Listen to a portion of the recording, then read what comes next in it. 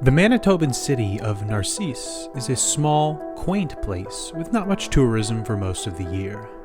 However, for a few days in every spring, the ground erupts in a slithering mass of red-sided garter snakes. Why do these living noodles get together in such massive numbers?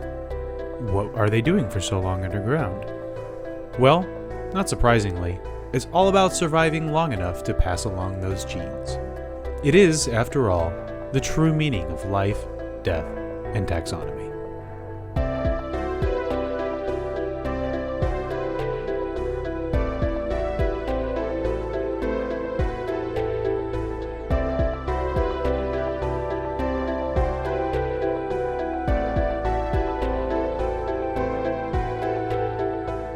Welcome back to Life, Death, and Taxonomy. It's your 30 minutes of interesting animal information. I'm Joe. And I'm Carlos. Thank you to Cassie for the creation of our theme song. To hear more of Cassie's music, please search Cassie Michelle on YouTube or Spotify.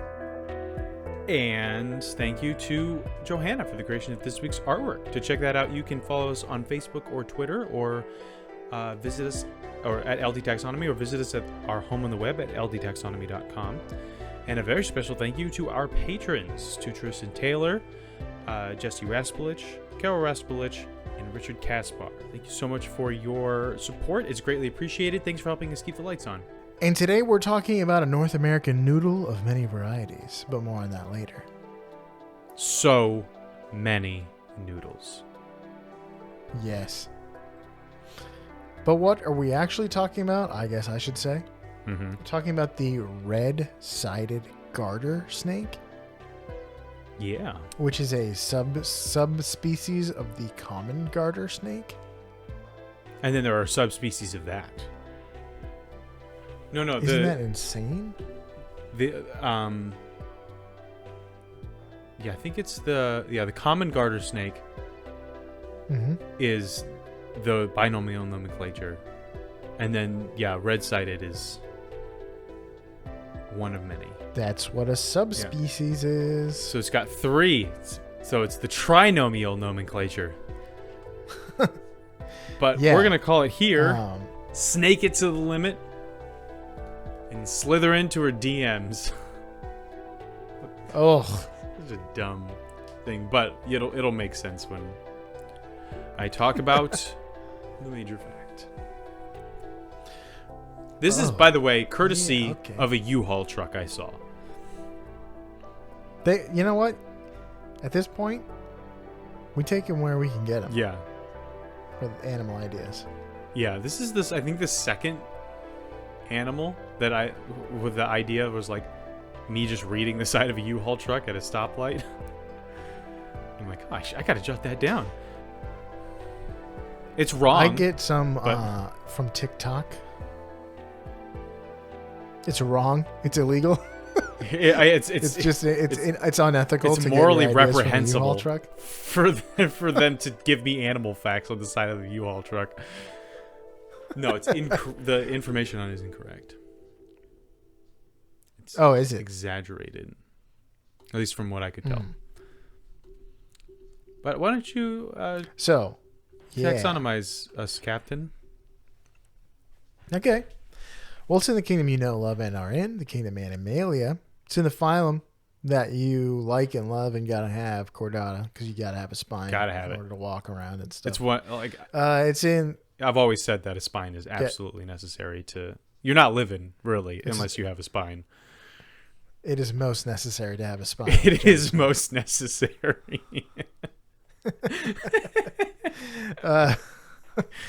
I haven't thought of that. The class is Reptilia, which you are not in, unfortunately. No, but the strokes are. Except for like maybe the deep state, if you're listening. The deep state are reptilian masters. The Time Lords or whatever. The Time TVA, Time Variant Authority. I forgot what they named the lizard people, but the order is Squamata. The suborder is a boar's head ultimate with lettuce, tomato, and mayonnaise. Really? That's what this is called? That's what my suborder is. I was like, there's You can go. You can go to Publix. You get a pub sub and say, "Hey, can I have a serpentis, please?" Yeah, I think I made that exact joke like within our first 10 episodes. Oh, really? So if you're, that's one for the day ones. So yeah, suborder is serpentis, and the family is Culibridae. Colubridae? Yeah, isn't the Spanish like culebra is like a cobra or something? Maybe. It's a Puerto Rican municipality. That's it. The genus is the Thalmar, the high elves that don't want you to worship Talos. Thamnophis. Yeah, Thamnophis. Thamnophis. Yeah. And then the species, the binomial name is Thamnophis sertalis. But then the trinomial name is Thamnophis sertalis perietalis. So basically, like, if you are a knight and you're dueling another knight named Sir Tallis. And, I mean, if you want to beat Sir Tallis, you got to parry a Tallis. Yeah. Remember to block and remember to parry a Tallis. But yeah, Thamnophis Sertalis Parietalus, which, since we're in the business of naming things, it's time for my favorite part of the show, Bitter Groups. The part of the show where I ask you, Joe, a question, and that question is the same every time. What is the name of a group of this animal, or what is a term of entry, or what is the collective noun? We're talking about snakes. I don't think we've done this one yet. I mean, we've done snakes before, but I don't think we've done this one. So I doubt you remember. If you saw a group of snakes boy howdy are we about to talk about a group of snakes. Would you call it A, a nest of snakes, B, a cluster of snakes, C, a tangle of snakes, or D, a curse of snakes? The curse of snakes is very Old Testament Moses-y. Nest, cluster, tangle, and curse. Nest. Final answer. Ding, ding, ding. Correct. Nice. It's a nest of snakes. Yeah. I thought I would get you with tangle, but... no. Tangle makes sense, especially for this one, but I could see where your mind would go there, or why your mind would go there. Well, the other ones make sense as well. So, but nest is boring and disappointing, as terms of entry often are. Yeah, I should have put like burrow and colony or something like that. Also, I wanted to point out that the family Colubridae, which we mentioned earlier, is the largest family of snakes. Well, culebra is snake in Spanish. Oh, yes. But also serpentes is also snake in Spanish.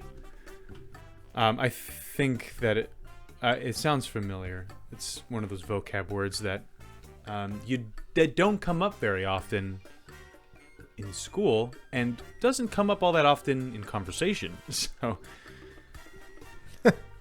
yeah. Yeah. What does it look like? Let's talk about what it looks like. Well, the common garter snake is a long, thin noodle. A long snake that's thin. It's not like a python where it gets thick in the middle, because it's just swallowed a baby deer. Right. Because there aren't baby deer small enough for this guy. Most have multicolored stripes that run the length of their bodies from head to tail. The common garter snakes, like the whole species and all of its subspecies comes in like a ton of different colors, including green, blue, yellow, gold, red, orange, brown, and black. Our friend, I am assuming, has red on his side. Funnily enough, It doesn't really. It's more yellow. Oh, is it just like sometimes it might be a little bit like of a burnt yellow. It's like red, that's red. Like in the animal kingdom when stuff is blue or purple. It's like it's blue. It's not really that blue. The ones in California are like straight up red though. So I don't know why they call this one the red-sided garter snake. Because it is yellow, maybe a little on the white side. Cool. Well, let's talk about how big it is. Welcome to the beloved Measure Up segment, the official listener's favorite part of the show, the part of the show when we present the animal size and dimensions in relatable terms. Through a quiz that's fun for the whole family. It's also part of the show that is introduced by you when you send in an audio of yourself saying, singing, or chittering the words Measure Up into ldtaxonomy@gmail.com. We don't have a new Measure Up intro this week. So I'm going to switch things up instead of like farming our faves, which we've done a lot of. I feel like we need to recently. Maybe like send us a Measure Up. All you have to do, and I know you just said it, but I said it fast. All you have to do is pull out your phone. If you have an iPhone, it's got a voice memo app. Say, Measure Up into your phone, into the voice app. Stop recording. There's a little share button, a little box with an arrow on it. Click that, and then go to email and type in ldtaxonomy@gmail.com, and then press send. Probably put a subject. Measure Up. And then, voila, you've sent it to us. And you'll get to hear yourself on the show. And we'll say thank you. And we'll call you up. Well, we won't call you up by name if you don't want to. But, yeah, that's it's as easy as that. We're back to weird animal sounds. Yeah. We'll give you 5% if you get this one. Without further ado, the listener's favorite part of the show.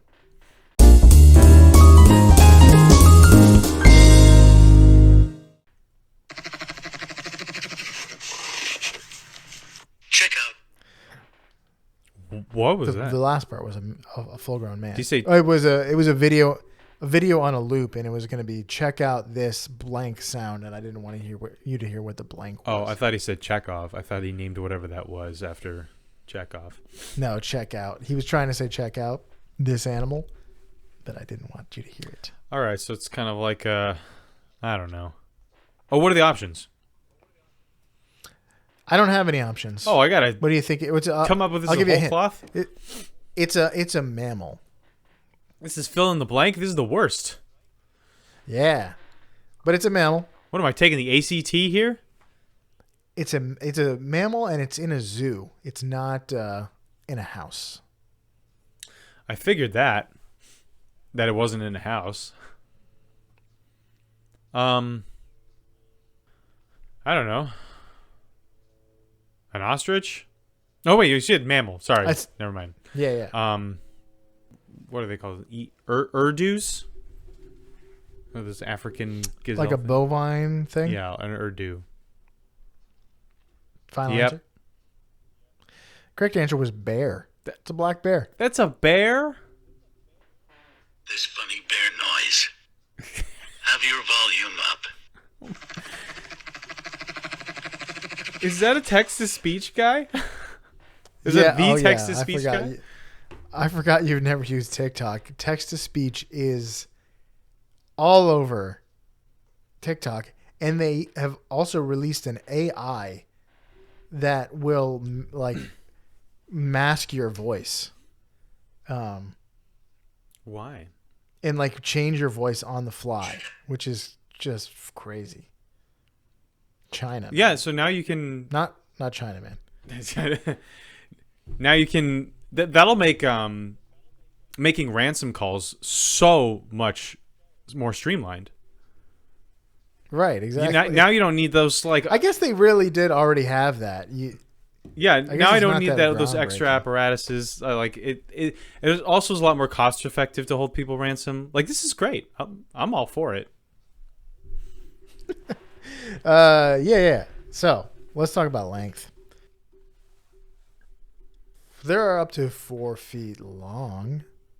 That's on the upper end. They're usually not that long, but they can be up to 4 feet long. That's probably above average. What's beyond the upper end of average?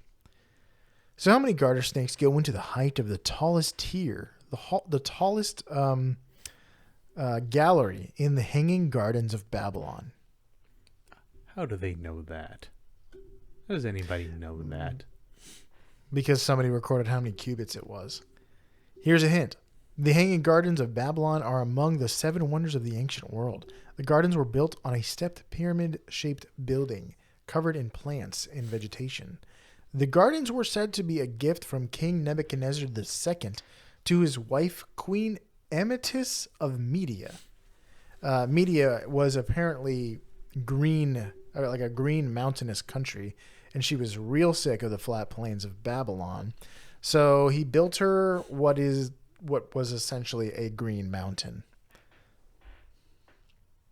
Although not quite the size of a mountain. Like a small hill. Well, Babylon was definitely known for its opulence. Yeah, there are some, anytime there's anything in ancient history, people are like, maybe it didn't exist. And we're like, stop ruining our fun, nerd. It existed. Josephus said it did. Pliny the Elder told us. Yeah. Well, in this case, Josephus really did write about the Gardens of Babylon. But he lived several hundred years after the gardens were said to. He was quoting a guy. We have him quoting another ancient historian about it. And there's other historians from ancient times, some of which were supposedly had visited Babylon when the Hanging Gardens would have been there.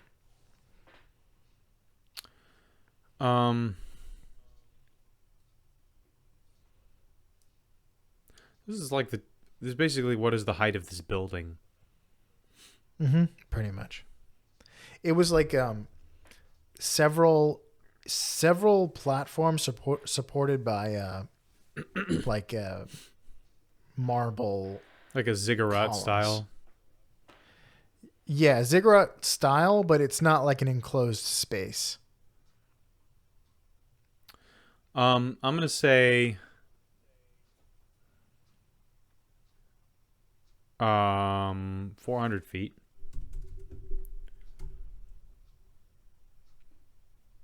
Oh, so the answer is 100. Done. Easy. 100 snakes. This is easy. 100 snakes. Final answer? Yeah. Correct answer was 18 snakes. This is the most pathetic Hanging Gardens I've ever heard of. The uppermost gallery was described as 50 cubits high, or 75 feet. Gosh, you couldn't even see it from a mile away. Never mind. See, that's the thing. It's like it's the ancient Hanging stuff. Gardens of Babylon are extremely doable. Now It's not then too. A 75-foot building. If you could build the pyramids, you could certainly build. You just have to grow some pyramid-shaped plants on the pyramids, garden. and then suddenly you've beaten the hangry gardens. This is the Hanksious Gardens. What is it? The Little Shop of Horrors. So the hangry gardens of Rick Moranis. Yeah. Goodness. The Hanging Gardens were real. Because I'm just picturing that. like a ziggurat, and those things can get really, really tall because. It's just limited by your material. It's pretty much just limited by your materials because it's so structurally sound. Right. Yeah, it wasn't, I don't think it was opulent. It was more about the opulence of these beautiful plants all over this marble stone structure rather than how did they build that? That's incredible. But yeah, I don't see why they couldn't build that. That seems right to me. Yeah, every culture in that day should have had their own hanging gardens. That should have been kind of like the Joint Commission seal. It's like, okay, we're good. We're built legit. it on a whim. He built it on a whim to satisfy his wife's nostalgia. So he is Nebuchadnezzar. That's the Nebuchadnezzar that burned Jerusalem to the ground, right? The second. No, this is. I don't remember. No, I it tried to must be figure out because the Nebuchadnezzar was the next monarch after him was Darius of Persia. So Persia came and took and defeated and occupied Babylon, and that was the next monarch. So this must be Nebuchadnezzar. Well, Nebuchadnezzar 1 and Nebuchadnezzar 2 were separated by a long time. Oh, were they? Then maybe I'm thinking of something else. Yeah. But Nebuchadnezzar 2 was like toward the end of when the minor prophets were. I think there was 400 years in the intertestamental period. So I think Micah or something was like in the 400 BC or before 400 BC. And King Nebuchadnezzar was like 600 BC. So maybe he's in the stories. Maybe he's that Nebuchadnezzar, the Jeremiah Nebuchadnezzar. But the Nebuchadnezzar 1 is like smack dab in the middle of the Old Testament. So like 1000 or so. So, and the Nebuchadnezzar that we know and love, it came way after David. Old donkey man. Yeah, himself. The pendulum man, the guy who was at one point like, the God of the Hebrews is the only God, the most powerful. We must worship him, and then the other end, it's like, worship me or be burned alive. Yeah, Nebuchadnezzar II destroyed the temple of Jerusalem and initiated the Babylonian captivity of the Jewish population. So it's the second one. That's the one we know and love. Mm-hmm. And that makes sense because during that time, he was probably the most powerful person in the known world. So, let's talk weight. They're 5 ounces. So how many garters? How many? He's a little guy. How many garter snakes go into the weight of Big Bud 16V 747 when it is fully ballasted? Big Bud? I'll give you 1% towards this answer if you can tell me what the heck I'm talking about. I mean, a 747 is a plane. Ballasts. Not in this case. Sounds like something that would be used for a ship. Mm-hmm. So, what's your final answer? What vehicle is this? Is it a plane that's been modified into a ship and it's called Big Bud? Is that your final answer? No, it's a tractor. That's a tractor. Big Bud's a tractor. I didn't know tractors needed ballast. The biggest tractor. I didn't either. But yeah, Big Bud is the biggest tractor ever. The top of the cab is 14 feet high. Ballast, I looked it up. What the heck is ballast in terms of a tractor?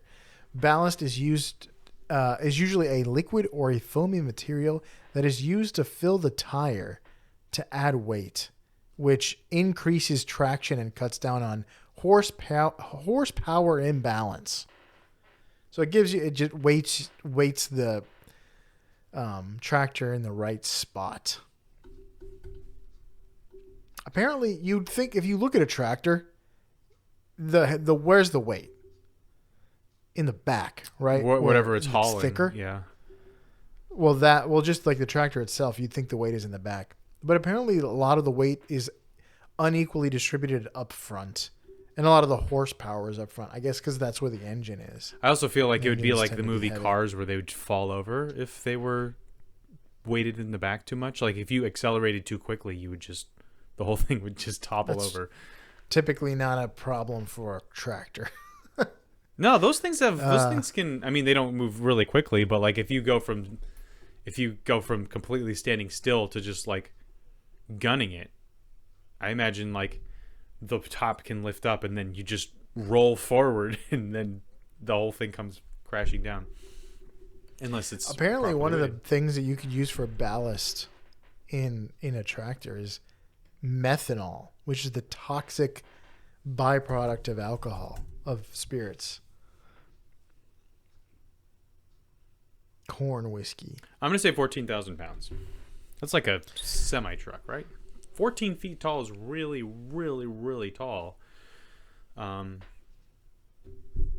And so what? That's 7 tons. Maybe that's too much. Let's say no. It's like standing on your house, a one-story house. Yeah, I'm not. I'm gonna stick with my top part. I'm gonna stick with my gut and say 14,000 pounds times 16 ounces. Finally, No, how many snakes? 42,000 snakes. Final answer. Wait. Yes. We're talking fully ballasted here. Yeah. Final I answer? never go anywhere unless I'm fully ballasted. Yes, 42,000. Well, the correct answer is 43. I mean 432,000 snakes. Big Bud weighs 135,000 pounds. That's a big bud. It is a big bud. It's a very big bud. It's a huge tractor. Biggest bud. Yeah. I like big buds. And we are the best lie. of buds. And we're the biggest of buds. Yeah. Let's talk about fast facts All right. before we get into the major fact, if you will. Their habitat. Garter snakes are found in forests, fields, prairies, streams, wetlands, meadows, marshes, and ponds. Often near water. They like to be near water. Who doesn't when you need it to survive? You know? That's Their not range- rhetorical. I was asking you who who doesn't. Name one. When you need water to survive, who doesn't want to live near it? Desert animals. The tardigrade. They like water and moist leaves. No, they just need one molecule of it, though. They don't need it. They like it. And then they're though. good. They're not extremophiles. They're actually. Haven't you heard the Cosmos Sheldrake song about tardigrades where it's like, I can do all this, I can like survive all this stuff, but I'd rather just sit by my fire, you know, like, and they're like hobbits, capable. But But I'm gonna stop you right at. Have you heard the Cosmos Sheldrake song? let's talk about the range. They're geographically, they're found as far as the southernmost tip of Florida. We got them. We got it. We got him. Hot chocolate, hot. And as far north as Whenever someone says we got it, I think of that scene in Polar Express, and I've only seen that movie too. once, and it's stuck with me.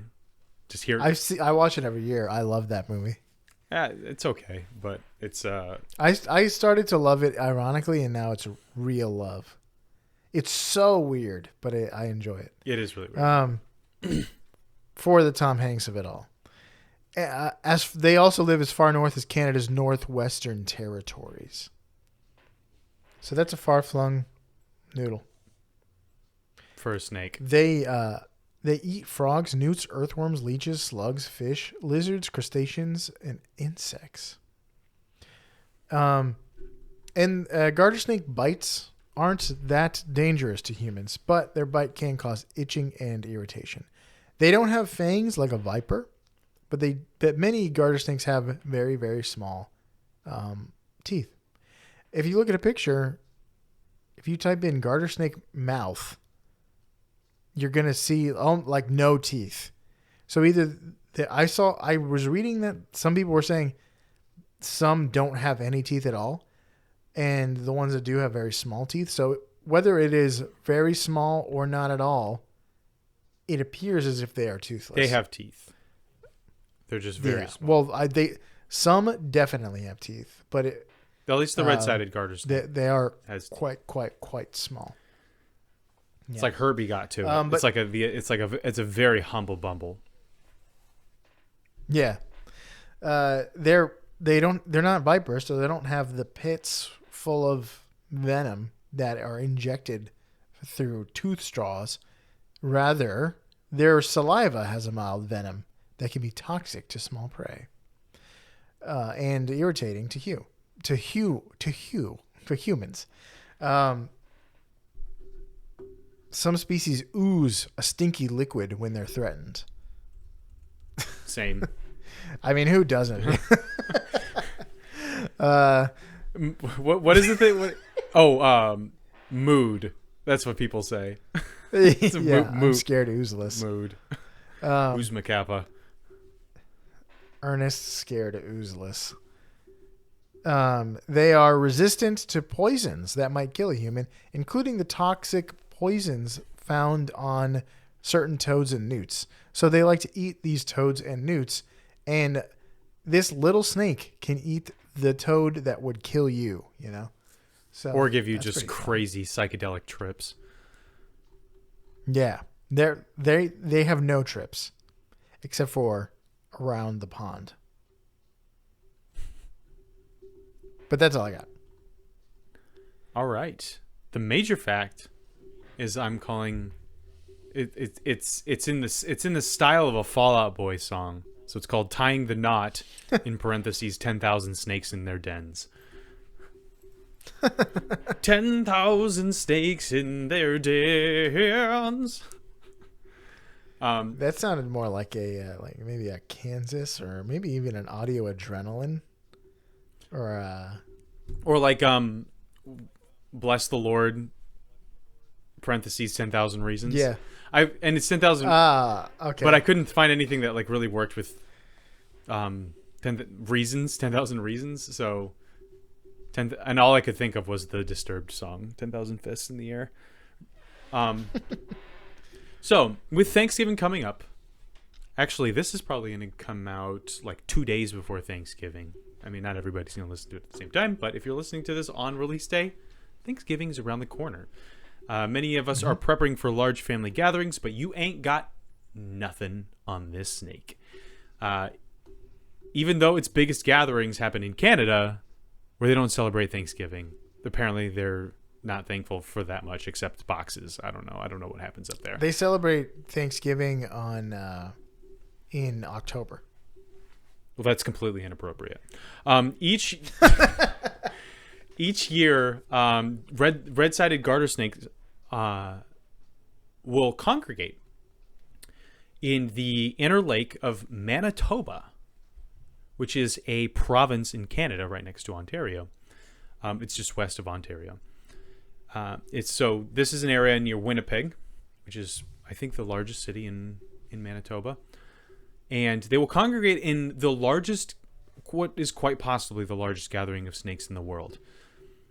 In the area known as the Narcisse snake dens, some 70,000 snakes come to nest in the sinkholes that are created in the limestone. So the side of the U-Haul that I read for this idea said it was 150,000 snakes and called it one of the largest gatherings of vertebrates in the world. And I guess there's a lot of room for one of the largest, but man, is that not even close. Man, yeah, go to a Taylor Swift concert. Yeah. First of all, the Taylor Swift. No, how many people can go to that? Didn't you mention that in a Measure Up? How many people were at a Taylor Swift concert? Yeah. Also, apparently in the news, like Taylor Swift is having a concert. She's having a tour, and Ticketmaster got absolutely, utterly decimated by people trying to buy tickets. I keep forgetting and it's their fault for some reason. I keep forgetting that Taylor Swift is a force in this world. She is, and Johanna got tickets. Like, she was very lucky. But I don't think there's like one concert where there's 150,000 people. I think that over the course of her concerts, it dwarfs that number. But I don't think there's because the Giant Stadium holds like 90,000 people, and that's a ton. I don't know. I have no idea. Largest concert ever. Anyway, there's like Adelie penguins get together in a colony of like 500,000, and bait fish those giant bait balls. They get together in much larger numbers. So 150,000 is actually like amateur hour at the Apollo. And it's not even that much. It's half that, 70,000 snakes. But it's still something to be. It's still 70,000 snakes is nothing to shake your finger at. Even though that's exactly what I just did. If you're watching this, so that scene in Raiders of the Lost Ark where Indy is dropped into a pit of snakes and the floor is just moving. Yeah, that's not fiction in Manitoba. As long as you're not squeamish around the idea of snakes, I highly recommend the Nat Geo video covering this. People come from all over the country and all over the world to try to catch a glimpse of these pits, of these sinkholes where the snakes come out and mate outside of the sinkholes. So you just have these big pits where there are, I mean, it's 70,000 snakes, and there are only 4 places where they can be in Manitoba. And each one of these 4 places is about the size of a living room. So each one of these 4 sinkholes is about the size of a living room. And the reason why they do this is because they're snakes. They're cold-blooded reptiles, and they live in Canada. It is not common to find reptiles very far north where it gets super cold. In fact, it gets down to negative 50, minus 50 degrees Fahrenheit. It's colder than Mars. It's colder than the surface of Mars. And I think we've done the rubber boa. Like the major fact was that they live in Canada. Yeah, and they do this thing called brumating, which is the reptile version of hibernating. Because, I mean, negative 50 degrees is enough to kill any animal, let alone an animal that needs to regulate its body temperature outside.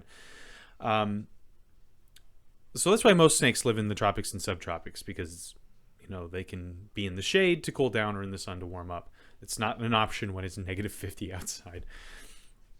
So they brumate, they hibernate, reptile version of hibernating. It's basically hibernating just without the sleeping part. They slow their metabolism, they slow their movement and their breathing and their heart rate. And it's as much about maintaining body temperature as it is about conserving energy. But I mean, you can't just stop where you are on the ground and as a snake and just go into this brumate state. And expect to live through the winter. Now they have to go underground, and the way that they get underground enough to be able to get below the frost line is through these sinkholes. And there are only 4 of them that are large enough to accommodate these snakes. And so all of the snakes in the area, all 70,000, have these 4 places to be in, and each one of them is the size of a living room. So even if you divide it up evenly, what is that, like 17,000 snakes? Yeah, 17,500 snakes in each one, and some of them are larger than others. They don't divide it up evenly. They don't call out. It's like, okay, you're 1, 2, 3, 4, 1, 2, 3, 4. All the 2s come with me. You're coming to this sinkhole, and all the. But still, like if there's 10,000 in one, that means that there's 25,000 in another. And so all of them wriggling around. And so during the winter, they'll live in these sinkholes. And then in the spring, they will come out of these sinkholes for a few days to mate. And then they disperse to now that it's okay to be outside and not die as a reptile. And then as winter approaches, they will recongregate in these places. So it's kind of like a migration. And there are so many of them. And they don't hiss or rattle or make any sounds, but all of them wriggling in one place apparently sounds like wind rushing through trees really loudly. And so when they come out of the big global event that brings people all over the place to come see is these few days, maybe like 3 or 4 days where they come out to mate. And you never know when it's going to happen. It's all based on weather. It could be well into spring, but it's still cold, it's still cloudy, it's still rainy or something, and they don't come out. So you never know what's going to happen. It's kind of just like, you're at the whims of nature. Females are larger and less numerous, much less numerous than males. There's one female to every 100 males. So the males need to navigate an ocean of writhing angel hair pasta to find the one pasta strand that's slightly larger than the rest. And they do this not by visual, because imagine that. They use pheromones. And that's how they'll track down a female. But the competition is really, really fierce to mate. And they don't fight. They're not really equipped to fight. So they'll pile onto the female. And in fact, so many can be piled onto one female that they turn into this big ball of snakes that can tumble around, like down slopes and off rocky outcroppings and stuff, which is just, if you don't like snakes, this is not for you. Don't watch this video. Imagine you're just a hiker. You're a hiker, and all of a sudden a giant ball of snakes just falls out of a tree next to you or descends upon you. Oh, gosh. Our snakes will blot out the sun. We will hike in the shade. And what the males are doing, and if you watch it, they're all like on top of her, and they're just like kind of nudging her with their faces. They're kind of driving their heads into her head. And she's actually significantly bigger than them. But the goal for the males is to literally irritate her to the point where she opens up a gland to spray a repellent at them. But that also leaves her open for mating. So it's just to irritate her to the... So it's like in a video game when somebody's invulnerable until they drop their shields to attack you. Yeah, they drop their shields to attack you, exposing the big glowing core of their gun, and you shoot that or whatever. So they just spend all their time like just poking this female till she gets so mad at them that she abandons all common sense and leaves herself open in order to spray some snake repellent, which she could have just asked the Adam West Batman. I'm sure he has some snake repellent on his belt. And so this area was actually the site of one of Manitoba's first labor strikes, and the reason for this labor strike was there was a bunch of workers at a construction site, and they absolutely refused to continue working because they were surrounded by snakes.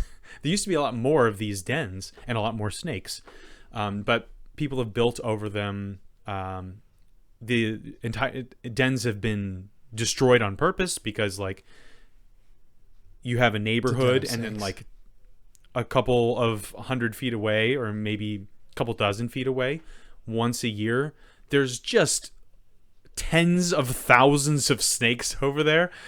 And, people generally don't take too kindly to that. Maybe one snake. Yeah. Maybe 5 snakes. But not 70,000 snakes. And so they're like, oh, let's kill them all. And so they do. And that's why the 4 areas that are left in this region of Manitoba are preserved. And if you go there, there's actually a giant statue of these 2 intertwined snakes that they named Sarah and Sam. So you can go get your picture taken next to them, which is probably just a weak consolation prize for going to the place and not seeing the snakes, because you only had a couple of days and you had no idea when it was going to happen. And yeah, that's it. I again, if you're fine, if I personally don't find snakes weird or creepy or gross at all. I think they're super cool. So seeing a giant mass of them is definitely unnerving. But if you got a phobia, steer clear of these YouTube videos. Outside of that, check it out because it's awesome. And like kids take field trips there. Again, these snakes are harmless. And so, the kids are picking them up, and there's actually a video of a guy like walking through them, and he just lifts up his foot and kind of slowly plants it down, and the floor is snakes. It is just snakes, and then it parts, and then he could put his foot on the ground, and so it's really something when the floor is snakes. That sounds like a plasmid, because there's in BioShock. Your palms are bees, but it would be cool to have a plasmid where the floor is snakes. Yeah, I guess venomous ones. It wouldn't be very useful to have them not be venomous, but well, it would be hard to walk around, certainly. Well, I mean, if you're a spliced up junkie, psychopath, you're gonna step on all those snakes unless they bite you. So you got to make sure that they're decent snakes, hefty ones. And that's all I got. That's all I got, except for the largest concert ever was a free concert in 1993 at Copacabana Beach. There were 3 million people there. Wow. That's why it's the hottest spot north of Havana. Yeah. Yeah, it is. Wait, what? No, wait. That song came out way before that. That concert. Yeah. But I'm sure it's not the first time we've had a lot of people in one place. Yeah. Copacabana, I guess, like the beach is there was another concert, the Rolling Stones 101 broke 1 million, Copacabana. It sounds like just I got to look up pictures because I'm trying to envision a place that's big enough to like where you could be there's like everyone can hear the concert. Well, there's like there's this one right here, 1.5 million at the Philadelphia Museum of Art in 2005. It was a festival. Live 8. Live 8? Oh, that's the name of the festival. Yeah. Interesting. And speaking of Havana, there was another one, 1.1 million in Havana.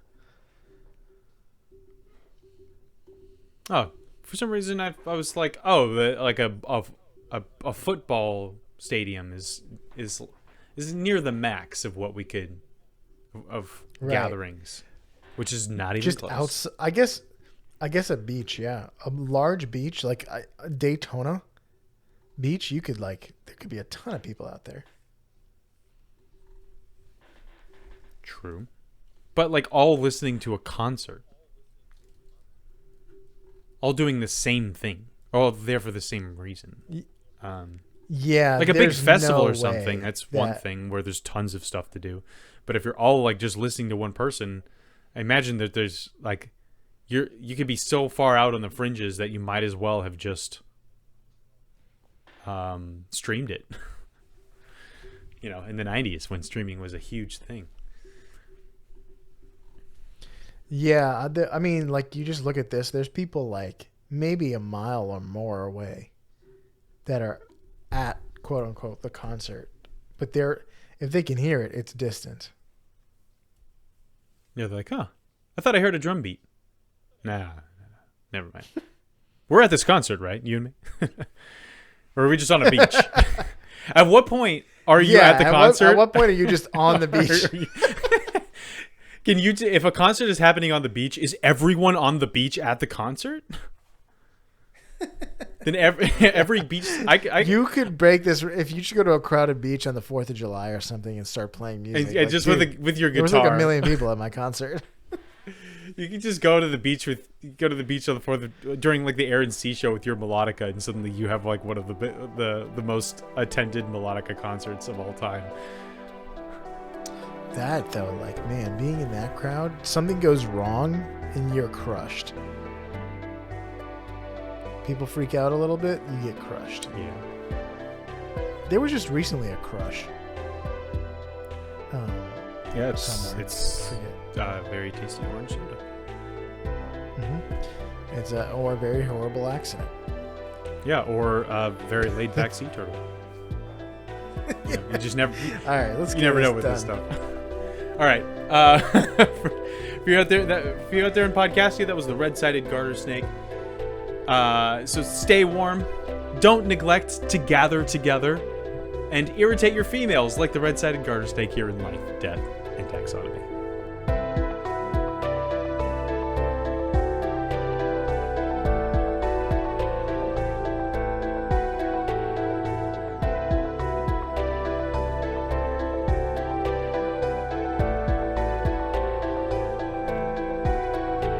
Hey Taxonomy Titans, I just want to remind you that we now have a Patreon. Patrons can see full video episodes and get shoutouts on the show.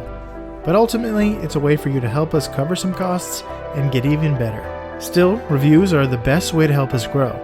So if you haven't left one yet, we'd really love to hear from you. As always, thanks for listening and engaging.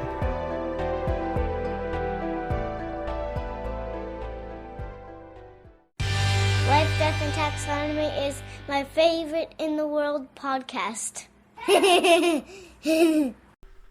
Irritate your females. I'm going to let Johanna know. I feel like that's good advice. Let her know about it 15 times before you go to bed tonight. Mm-hmm.